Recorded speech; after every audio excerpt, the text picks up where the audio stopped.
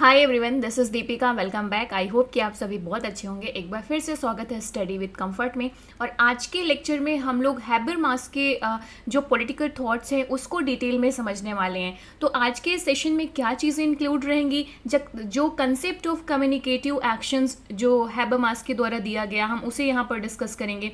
Then concept of public sphere, then deliberative democracy का concept, then concept of legitimacy crisis and finally the concept of constitutional patriotism.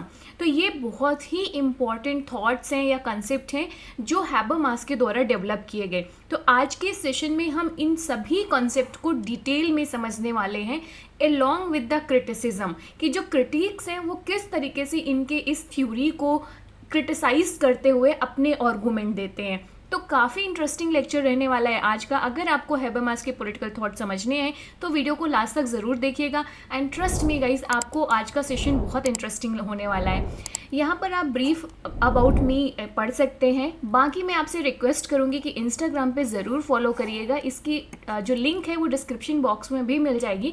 बाकी ये ID search करके भी आप join कर सकते हैं।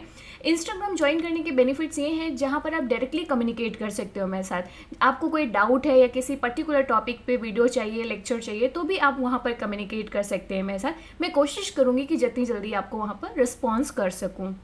ओके, बाकी आप मेरे दूसरे चैनल चैट पोस्ट को भी सब्सक्राइब कर सकते हो। और इस चैनल को तो प्लीज़ गाइस सब्सक्राइब करिएगा। मेरी हम्बल रिक्वेस्ट है आपसे, अगर आप ये वीडियो देख रहे हैं और आपको पॉलिटिकल साइंस के जो वीडियोस और लेक्चर्स चाहिए तो इस चैनल में आपको बहुत ही डिटेल में लेक्चर्स मिलेंगे। आप पूरी प्लेलिस्ट चेकआउट कर सकते हो अकॉर्डिंग टू योर सिलेबस। तो प्लीज़ चैनल को सब्सक्राइब करिएगा, बेल आइकन ज़रूर प्रेस करिएगा जिससे कि नए वीडियो की नोटिफिकेशन आप तक पहुँच सके।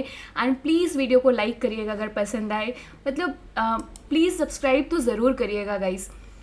फिर शुरू करते हैं हम लोग जो हैबरमास के पॉलिटिकल थॉट हैं। तो बेसिक से इंट्रोडक्शन आप इनके बारे में दे सकते हैं, जैसे कि प्रोमिनेंट जर्मन फिलोसोफर हैं, एक सोशल थ्योरिस्ट भी हैं जो अपने बहुत सारे ग्रेट कंट्रीब्यूशन के लिए जाने जाते हैं, जैसे कि democratic theory, specially deliberative democracy, then communicative actions का जो कंसेप्ट दिया इन्होंने, देन पब्लिक स्फीयर की जो थ्योरी दी इन्होंने, लेजिटिमेसी क्राइसिस को डिफाइन किया। तो ये कुछ इनके प्रोमिनेंट कॉन्ट्रीब्यूशंस हैं पॉलिटिकल थॉट में जिसके लिए ये जाने जाते हैं। तो ये एक बेसिक इंट्रोडक्शन हो गया इनके बारे में।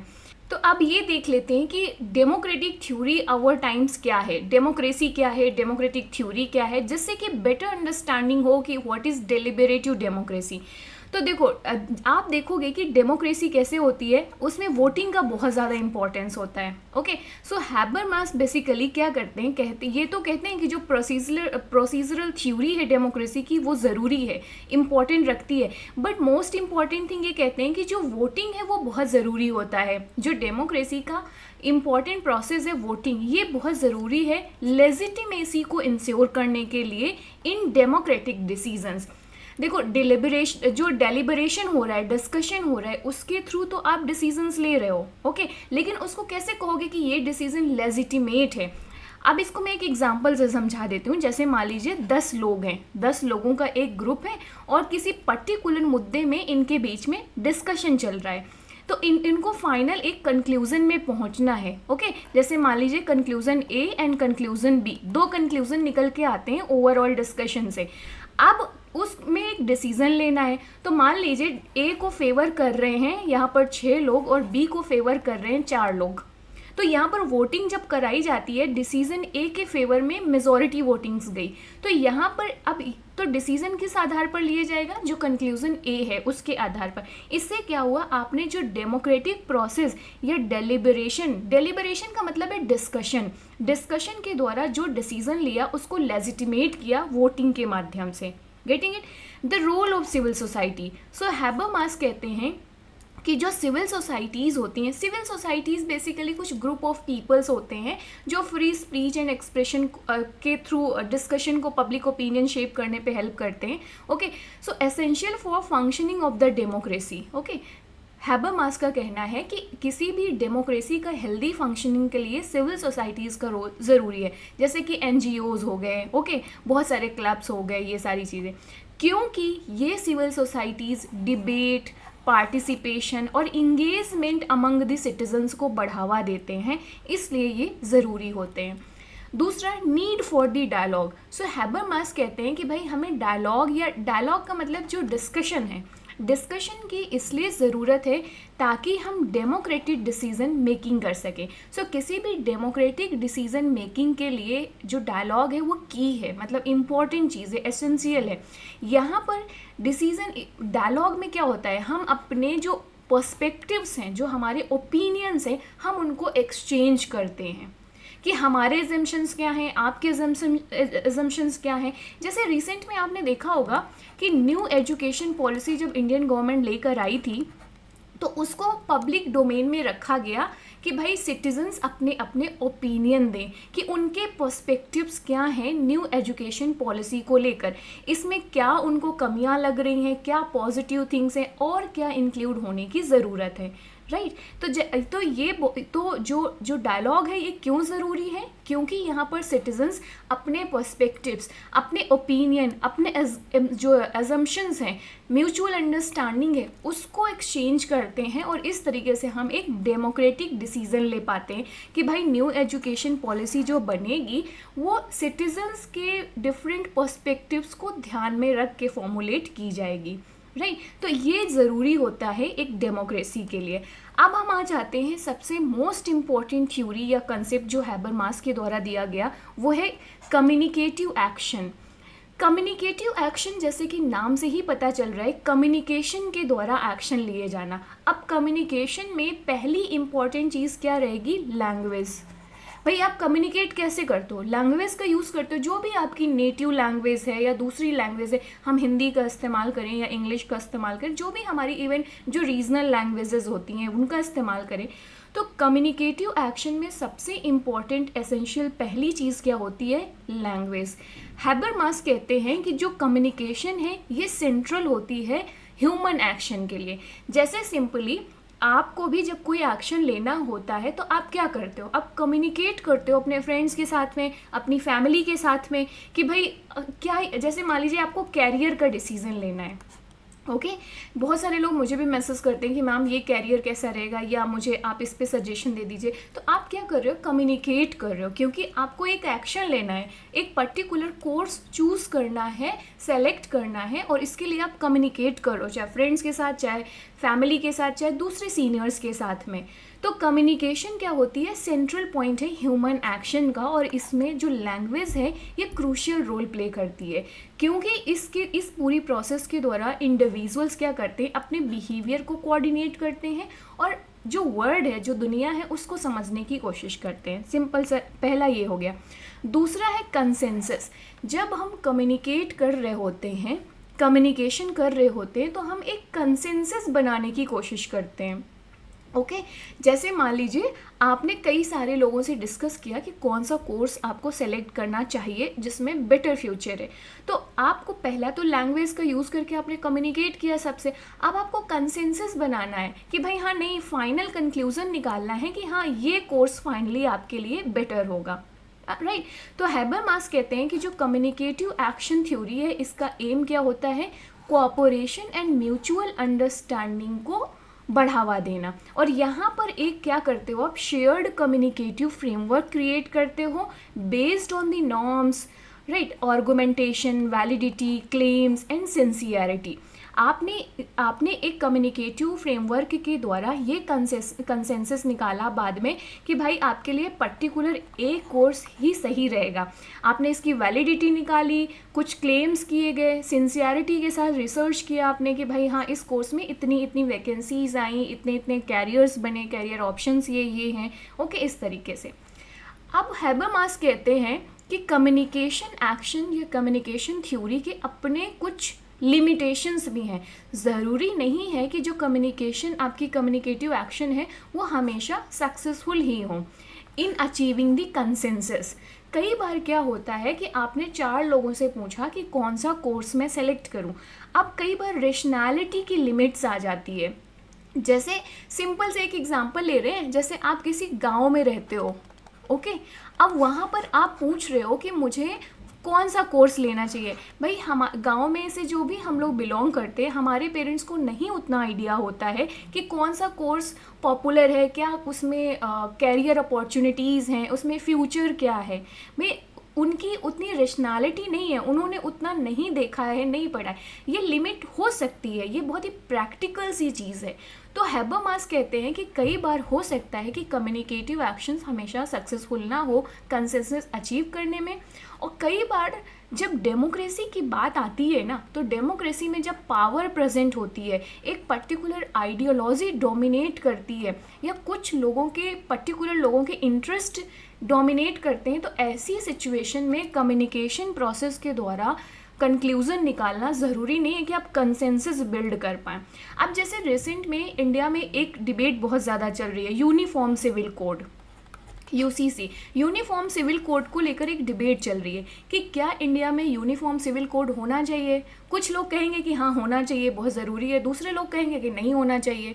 तो ये एक डिबेट है। अब इस डिबेट में बहुत सारे लोगों के पावर इन्वॉल्व हैं, आइडियोलॉजी इन्वॉल्व है, लोगों के अपने personal perspectives, limitations, interest involve हैं। तो उस हिसाब से वो अपने अपने ओपिनियंस देंगे और एक हमें कंसेंसस अचीव करने में यहाँ पे प्रॉब्लम आएगी। Getting it. तो आप जब भी ये लिमिट्स ऑफ रेशनैलिटी की बात करोगे तो आप एग्जांपल दे सकते हो यूनिफॉर्म सिविल कोड का कि कितना मुश्किल हो रहा है इस पे एक कंसेंसस बिल्ड करना, because of the power, ideology, interest and all. Okay, तो ये अच्छा एक एग्जाम्पल है इसे एक्सप्लेन करने के लिए।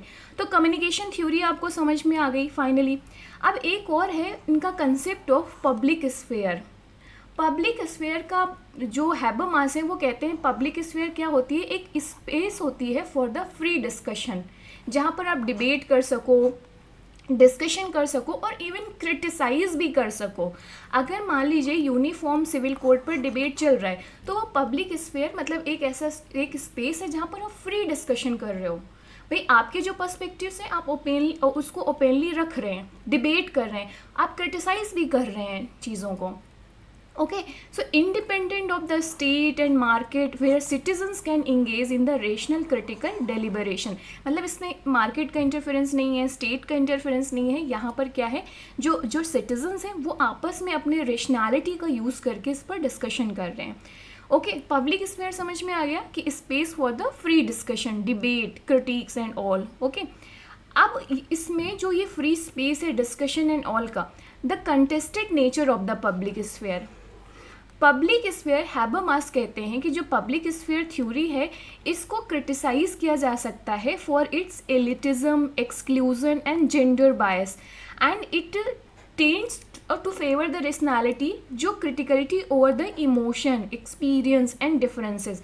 सो हैबरमास की जो पब्लिक स्फेयर थ्योरी है कई बार लोगों ने इसे क्रिटिसाइज किया है। ओके, जो ये कहते हैं ना कि फ्री स्पेस है डिस्कशन का, ये तो लोग कहते हैं कि भाई जो पब्लिक स्फीयर है ना ये कंटेस्टेड इसका नेचर है, मतलब एक तरीके से प्योरली पॉजिटिव नहीं है, ये एक डिबेट का मैटर है। क्यों डिबेट का मैटर है, क्यों इसे क्रिटिसाइज किया जाता है, क्योंकि इसमें पावर का रोल हो जाता है। जो पावरफुल पीपल होते हैं, जो इन्फ्लुएंशियल पीपल होते हैं, वो पब्लिक स्फीयर में अपना कब्जा करके बैठते हैं। जैसे अभी सिंपली प्रेजेंट में आप देखोगे कि कई बार गवर्नमेंट को क्रिटिसाइज़ करना मुश्किल हो जाता है। ओके, आपके खिलाफ, आपके अगेंस्ट में बहुत सारे लोग आ जाएंगे। यहाँ पे क्रिटिसाइज़ करने का ये मतलब नहीं है कि आप जानबूझ कर करें, आप अपने पर्सपेक्टिव्स रख रहे हो। कई बार गवर्नमेंट के खिलाफ अपने ओपिनियंस रखना ही इतना मुश्किल हो जाता है। ओके, तो ये इसका यहाँ पर एग्जांपल आप दे सकते हो। देन चैलेंज, अभी डिजिटलाइजेशन एरा में ये चैलेंज और भी ज़्यादा बढ़ गया है पब्लिक स्फीयर के कंसेप्ट को लेकर। जैसे कि हैबरमास ने क्या कहा कि पब्लिक स्फीयर क्या है, एक फ्री स्पेस है, एक स्पेस है जहाँ पर फ्री डिस्कशन कर सकते हैं आप। जो डिजिटल एरा चल रहा है, जो सोशल मीडिया का टाइम पीरियड चल रहा है, डिजिटल एज जो चल रहा है, इसके अपने नए चैलेंजेस हैं। क्योंकि डिजिटल एज में आप देखोगे कि लोगों में फ्रेगमेंटेशन ज़्यादा है। फ्रेगमेंटेशन का मतलब ये है कि आइडियोलॉजी, ओपिनियन, पर्सपेक्टिव्स के आधार पर लोग बिखरे हुए हैं और एक पोलराइजेशन चल रहा है कि पर्टिकुलर आइडियोलॉजी के लोग अपने आप को ग्रुप बना लिया है, एकदम स्ट्रॉन्ग ग्रुप। ओके, ये echo chambers, surveillance of online communication threaten the foundation of democratic deliberation. जो ऑनलाइन कम्युनिकेशन डिबेट चल रहा है, कई बार उसमें गवर्नमेंट सर्विलांस रखती है। जैसे कि मान लीजिए गवर्नमेंट के खिलाफ किसी ने कम्युनिकेट किया, कुछ अपने ओपिनियन जाहिर किए और वो वायरल हो रहे हैं, तो गवर्नमेंट क्या करे, गवर्नमेंट का जो सिस्टम है उसमें सर्विलांस रखेगा, फाइंड आउट करने की कोशिश करेंगे कि ये चीज़ कहाँ से आई। ओके, फिर उसको टारगेट किया जाएगा, ये सारी चीज़ें। तो जो लोग हैं ये कहते हैं कि जो डिजिटल एरा है इसमें जो पब्लिक स्फीयर थ्योरी है ये कुछ नए तरीके के चैलेंज फेस कर रही है और डेमोक्रेटिक डेलिब्रेशन की जो बेसिक फाउंडेशन है उसको थ्रेटन कर रही है। समझ गए ये चीज़ कि आज डिजिटल टाइम पे या सोशल मीडिया के टाइम पे किस तरीके से चीज़ें चल रही हैं। अब डेलिबरेटिव डेमोक्रेसी को बात करें तो डेलिबरेटिव सिंपल सा मीनिंग होता है डिस्कशन। ओके, तो हैबरमास के अकॉर्डिंग जो पावर ऑफ डायलॉग है, पावर ऑफ डिबेट है, ये बहुत क्रूशियल होती है किसी भी डेमोक्रेसी के लिए। हैबरमास कहते हैं कि जो डेलिबरेटिव डेमोक्रेसी है ये कम्युनिकेटिव एक्शन पर बनती है। ओके भाई, डिबेट का क्या मतलब है, आप कम्युनिकेट कर रहे हो ना, अपने अपने जो विचार हैं उसको एक्सचेंज कर रहे हो, अपने ओपिनियन शेयर कर रहे हो, तो कम्युनिकेटिव एक्शन ले रहे हो ना आप यहाँ पर। तो यहाँ पर डायलॉग को सेंटर पे रखना चाहिए किसी भी डेमोक्रेटिक डिसीजन मेकिंग प्रोसेस में। जैसे कि यूनिफॉर्म सिविल कोड अगर इंडिया में लाना है तो इस थ्योरी के अकॉर्डिंग या हैबरमास के अकॉर्डिंग इस पर प्रॉपर डिबेट होना चाहिए। अगर यूनिफॉर्म सिविल कोड लाना है तो एक डिलिबरेटिव डेमोक्रेटिक प्रोसेस के थ्रू लाना चाहिए। जो भी डिसीजन लिया जाए इस पे वो प्रॉपर डायलॉग के बाद लिया जाए। तो ये आप एग्जाम्पल से इसे एक्सप्लेन कर सकते हो। डेलिबरेटिव डेमोक्रेसी में हैबरमास कहते हैं कि डेलिबरेशन ज़रूरी नहीं है कि हमेशा सोसाइटी के सारे कॉन्फ्लिक्ट या प्रॉब्लम को सॉल्व कर पाए।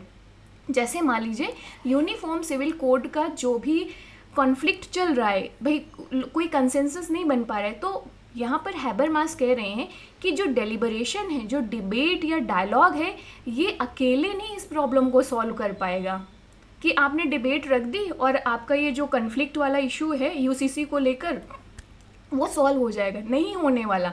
सोशल कन्फ्लिक्ट इतनी आसानी से सिर्फ डेलिबरेशन के भरोसे नहीं सॉल्व होगा। हमें यहाँ ज़रूरत एक और चीज़ की है, वो क्या है, वोटिंग। वोटिंग के थ्रू आप क्या कर सकते हो, जो ये सोशल कन्फ्लिक्ट्स हैं, जो भी इसमें जो डिसएग्रीमेंट को क्रिएट कर रहा है उसकी मैकेनिज़्म को रिजॉल्व करने में आपका वोटिंग हेल्प कर सकता है और वोटिंग के द्वारा आप फाइनल कंसेंसस में पहुंच सकते हैं। ये हैबरमास का कहना है। Need for the inclusion, Habermas कहते हैं कि यहाँ पर inclusivity and equal participation of the citizens बहुत ज़रूरी है। ऐसा नहीं होना चाहिए कि जो मेजॉरिटी पॉपुलेशन है या जो डोमिनेंट ग्रुप्स हैं वो ही डिस्कशन में पार्टिसिपेट करें या डेलिबरेशन में पार्टिसिपेट करें। हैबरमास कहते हैं कि हमें इस बात को इम्पोर्टेंस देनी चाहिए कि जो मार्जिनलाइज्ड ग्रुप्स हैं, माइनॉरिटीज़ हैं या अदर स्टेक होल्डर्स हैं जैसे वुमेन हैं, ओके, उन सबको भी इसमें शामिल किया जाए, उनकी वॉइसेस को भी एक्नॉलेज किया जाए, रिकॉग्नाइज किया जाए। ओके, तो यहाँ पर हमें क्या करना है, पब्लिक डेलिबरेशन से इन लोगों को भी इंक्लूड करना है जो ऑफन एक्सक्लूडेड रहते हैं। जैसे डिसीजन मेकिंग प्रोसेस में जो मार्जिनलाइज्ड ग्रुप है उनके ओपिनियंस जनरली क्या रहते हैं, एक्सक्लूडेड रहते हैं।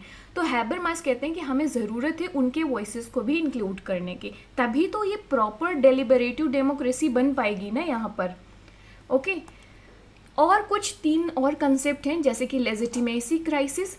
हैबरमास कहते हैं कि अगर हम टेक्नोक्रेटिक डिसीजन मेकिंग कर रहे हैं, ओके, और जिस तरीके से मॉडर्न सोसाइटीज़ में पब्लिक डिस्कोर्स डिक्लाइन हो रहा है, मतलब जो डिबेट है, डायलॉग है, ये डिक्लाइन हो रहा है, जो सिटीजन्स हैं वो पार्टिसिपेट नहीं कर रहे हैं इस प्रोसेस में, डायलॉग की प्रोसेस में।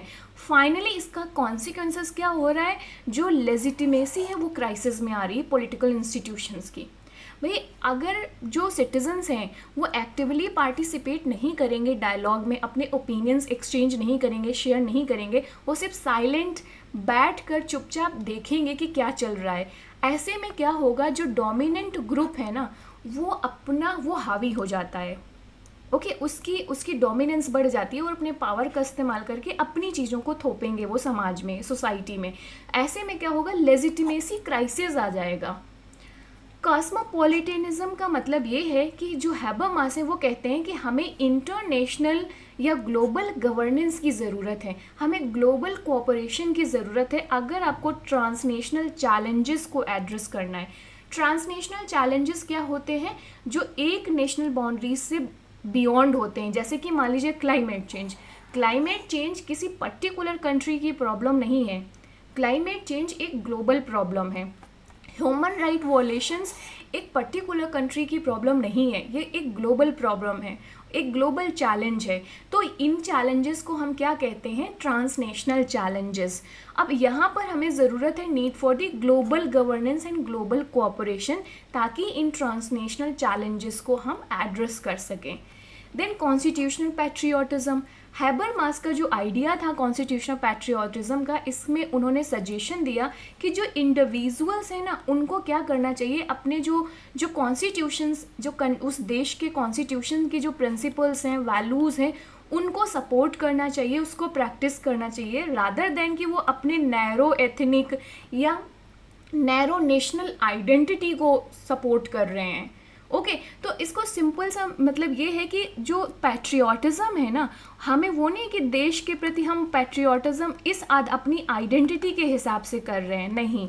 तो हैबरमास यहाँ क्या सजेशन देते हैं कि आपको पैट्रियोटिज्म कॉन्स्टिट्यूशन के आधार पर शो करना है कि भाई अगर आप कॉन्स्टिट्यूशन में दिए गए वैल्यूज़, जैसे कि मान लीजिए रूल ऑफ लॉ या डेमोक्रेटिक प्रोसेस, ओके, या इक्वालिटी बिफोर लॉ, इन प्रिंसिपल्स को के प्रति अगर आप कमिटमेंट दिखा रहे हो कि आप फ्रीडम ऑफ जो फ्री स्पीच एंड एक्सप्रेशन है उसको सपोर्ट करेंगे, रूल ऑफ द लॉ को सपोर्ट करेंगे, आप डेमोक्रेटिक प्रिंसिपल्स को सपोर्ट करेंगे, इन प्रिंसिपल एंड वैल्यूज़ के प्रति अगर आप अपना कमिटमेंट दिखा रहे हैं, इट मीन्स दैट आप पैट्रियोटिक हैं। पैट्रियोटिक की जो नैरो डेफिनेशन है अपनी एथनिसिटी को लेकर या नेशनल आइडेंटिटी को लेकर, हैबरमास कहते हैं कि ये पैट्रियोटिज्म नहीं है। तो कॉन्स्टिट्यूशनल पैट्रियोटिज्म समझ में आ गया कि हमें कॉन्स्टिट्यूशनल वैल्यूज़ के प्रति अपना कमिटमेंट दिखाना है। अब हम क्रिटिक की बात करें, अगर हमें हैबरमास के पॉलिटिकल थॉट एंड डिफरेंट जो इनके कॉन्सेप्ट हैं वो समझ में आ गए हों, जैसे communicative actions, deliberative democracy, public sphere, ये सारी चीज़ें, तो अब हम कुछ क्रिटिक्स के पर्सपेक्टिव्स ले लेते हैं जो क्रिटिसाइज करते हैं हैबरमास के इन पॉलिटिकल थॉट को। पहला पॉइंट आता है क्रिटिसिज्म में कि चैलेंज ऑफ इम्प्लीमेंटेशन, कि भाई आपने बातें तो बहुत अच्छी अच्छी कर दी, कम्युनिकेटिव थ्योरी आपने कहा और आपने डेलिबरेटिव थ्योरी दिया, आपने पब्लिक स्पेस का आपने कंसेप्ट दिया, बट इसमें इसको इम्प्लीमेंट करने पे चैलेंज आएगा। कुछ क्रिटिक्स कहते हैं कि जो हैबरमास के पॉलिटिकल थॉट्स हैं या कंसेप्ट हैं, ये क्या है, बहुत ही आइडियलिस्टिक इन नेचर हैं, बहुत ही ऑब्स्ट्रैक्ट हैं। मतलब अगर हम इनको रियलिटी में प्रैक्टिस करने जाएं कि हमको डायलॉग के माध्यम से क्या करना है, कंसेंसस बिल्ड करना है और फिर डिसीजन लेना है। जैसे एक एग्जांपल ले लेते हैं यूनिफॉर्म सिविल कोड। आप सोचिए कि कितना बड़ा चैलेंज है कि आप डिबेट के द्वारा और फिर कंसेंसस बिल्ड करो वोटिंग के द्वारा, इस पे एक नतीजे तक पहुँचे, कितना टफ हो सकता है प्रैक्टिस में। तो कुछ क्रिटिक्स कहते हैं कि जो भी थ्योरीज या थॉट्स हैबरमास के द्वारा दिए गए, ये काफ़ी आइडियलिस्टिक इन नेचर हैं और इन्होंने लिटिल गाइडेंस इस चीज़ पे प्रोवाइड किया है, या हैबरमास ने इस बात पर उतना जोर नहीं दिया कि हम इन चीज़ों को इम्प्लीमेंट कैसे करेंगे। भाई आपने आइडियाज़ दे दिए, थ्योरीज दे दिए, कंसेप्ट दे दिया, आप ये भी तो बताओ कि वो प्रोसेस क्या होंगी कि हम इनको रियलिटी में या प्रैक्टिस कैसे करें इन चीज़ों की। तो ये एक प्रॉब्लम दिखती है क्रिटिक्स के अकॉर्डिंग। सेकेंड है द लिमिट ऑफ डायलॉग।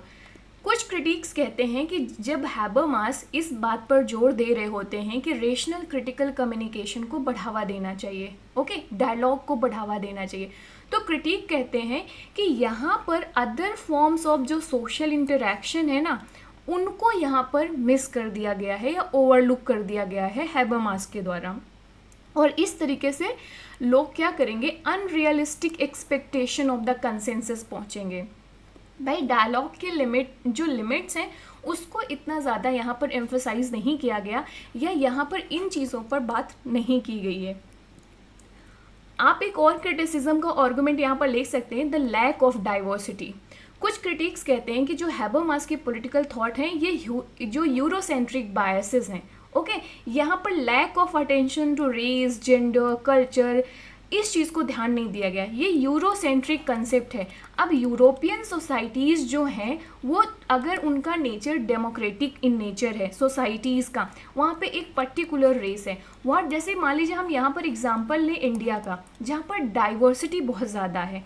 अब इस डाइवर्सिटी में जो यूनिटी है, कंसेंसस है, इसको बिल्ड करना प्रैक्टिकली बहुत टफ होता है, अनरियलिस्टिक हो जाता है। तो यहाँ पर क्रिटिक्स कहते हैं कि हैबरमास ने सिर्फ अब यूरोसेंट्रिक जो सोसाइटीज़ हैं, यूरोप की जो सोसाइटीज़ हैं, उनको फोकस करके अपनी थ्योरी डेवलप की है। जो एशियन कंट्रीज़ हैं, अफ्रीकन कंट्रीज़ हैं, लैटिन अमेरिकन कंट्रीज़ हैं, जैसे हम थर्ड वर्ल्ड कहते हैं उस, या ग्लोबल साउथ कहते हैं, उन कंट्रीज़ की सोसाइटी जहाँ पर एथनिसिटी के बेसिस पे इतनी डाइवर्सिटी है, लैंग्वेज के बेसिस पे इतनी डाइवर्सिटी है, मतलब मल्टीपल डायमेंशन है डाइवर्सिटी के बेसिस पे। तो अब ऐसी सोसाइटीज़ में हम इन थ्योरीज़ को कैसे प्रैक्टिस करें, इस बात, ये बहुत बड़ा चैलेंज है। तो ये एक क्रिटिसिज्म का पॉइंट यहाँ पर हो सकता है। तो अब हमने थ्योरी डिस्कस कर ली, क्रिटिसिज्म डिस्कस कर लिए। अब अगर हम कंक्लूड करें इस डिस्कशन को, तो आप कंक्लूज़न में क्या लिख सकते हो? जैसा कि मैं हमेशा कहती हूँ कि कंक्लूज़न आपका एक बैलेंस अप्रोच होना चाहिए। तो जैसे कि हमने देखा कि हैबरमास की जो थ्योरी है बहुत सिग्निफिकेंट है, बहुत इंपॉर्टेंट है। इन्होंने डायलॉग को बढ़ावा दिया, इन्होंने डेमोक्रेटिक प्रोसेस को बढ़ावा दिया। ये कहते हैं कि सिटीजन्स का इंगेजमेंट होना चाहिए, पार्टिसिपेशन होना चाहिए, और इस तरीके से हमें एक डेमोक्रेटिक सोसाइटी कैसे फंक्शन करेगी, इसकी प्रॉपर इन्होंने अपना बहुत ही सिग्निफिकेंट कॉन्ट्रीब्यूशन दिया है, इसमें तो कोई डाउट नहीं है। लेकिन हाँ, प्रेजेंट में कुछ चैलेंजेस हैं, चाहे वो हम ग्लोबलाइजेशन को देखें या डिजिटलाइजेशन को देखें या पोलराइजेशन को देखें। पोलराइजेशन मतलब पर्टिकुलर आइडियोलॉजी के बेसिस पे सेंट्रलाइज होना या ग्रुपिज्म करना, ओके। सोशल फ्रेगमेंटेशन, जो सोसाइटी में डिफरेंट स्ट्रैटिफिकेशन है, चाहे वो रिलीजन के आधार पर, चाहे वो एथनिसिटी के आधार पर, चाहे वो लैंग्वेज के आधार पर हो, चाहे वो कास्ट के आधार पर हो।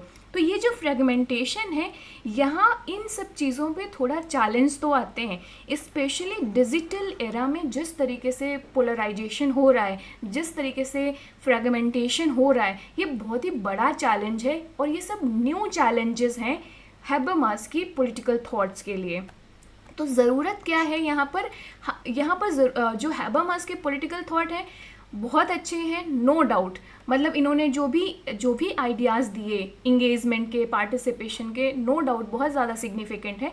बट यहाँ पर ज़रूरत क्या है कि भाई जो सिटीजन्स हैं, अगर वो अपना एक्टिव पार्टिसिपेशन नहीं दिखाएंगे तो यहाँ पर प्रॉब्लम आएगी। भाई सिटीजन्स के बिना पार्टिसिपेशन के ना तो डायलॉग पॉसिबल होगा, ना कम्युनिकेटिव एक्शन पॉसिबल होगा, ना ही पब्लिक स्फीयर का कोई यूज़ होगा या कोई वैल्यू रह जाएगी। तो यहाँ पे ज़रूरत क्या है? Active participation of the citizens, जो बहुत सारी सोसाइटीज़ में एक बहुत बड़ा प्रॉब्लम है, स्पेशली एशियन सोसाइटी। अब इंडिया की बात करें, आप देखिए हमारे जो बहुत सारे सिटीजन्स हैं जिन्हें कोई मतलब नहीं है कि देश में क्या चल रहा है। आपने जैसे मान लीजिए जब फार्मर्स का जो मूवमेंट चल रहा था, फार्मर्स बिल को लेकर, आप देखोगे कि एक पर्टिकुलर क्षेत्र के जो फार्मर्स थे वो इसमें पार्टिसिपेट कर रहे थे। ऐसा नहीं था कि अक्रॉस द इंडिया जितनी भी फार्मर कम्युनिटी है वो आकर पार्टिसिपेट करे।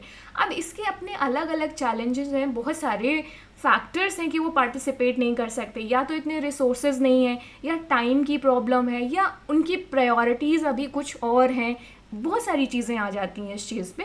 तो बट बात यहाँ पर ये हो रही है कि ये सब चीज़ें तभी पॉसिबल होगी जब जो सिटीजन्स हैं वो अपना एक्टिव पार्टिसिपेशन दिखाएंगे, अपनी एक्टिव इंगेजमेंट दिखाएंगे डायलॉग की प्रोसेस में, तभी ये और ज़्यादा सक्सेसफुल या इफ़ेक्टिव हो सकती है। तो ये था जो हैबरमास है, इनके थॉट्स या थ्योरीज जो हमने देखा। आप मुझे कमेंट करके बताइएगा कि जो ये डायलॉग एंड जिसकी बात हम कर रहे हैं ना, डेलिबरेटिव डेमोक्रेसी, क्या आप बताइए कि एक और, जैसे हम एक बात कर रहे हैं कि एक्टिव पार्टिसिपेशन होना चाहिए सिटीजन्स का, एक और इम्पॉर्टेंट मुझे पॉइंट आपके अकॉर्डिंग कोई इनोवेटिव आइडिया मुझे कमेंट करिएगा कि किस तरीके से हम डेलिबरेटिव डेमोक्रेसी को और इफेक्टिव बना सकते हैं।